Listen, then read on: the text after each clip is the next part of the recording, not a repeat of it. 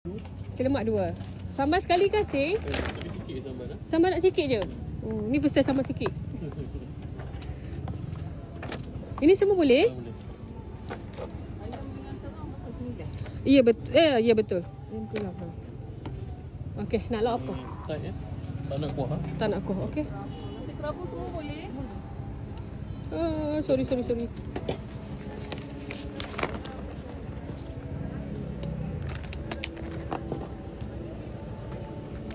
Lagi mah? Sambal sikit juga. Sambal sikit juga ya.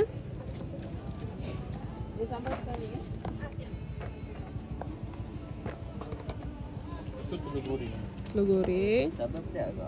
Sambal pedas-pedas manja gitu. Dia tak manis, dia pedas-pedas gitu.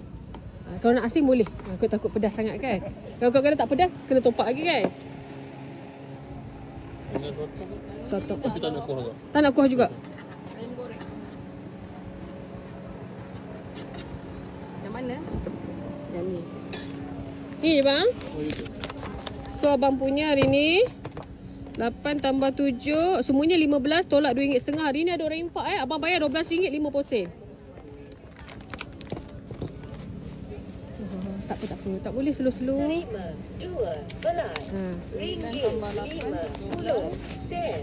Dah kan? Ya, terima kasih. Saya Ada jual. sudu,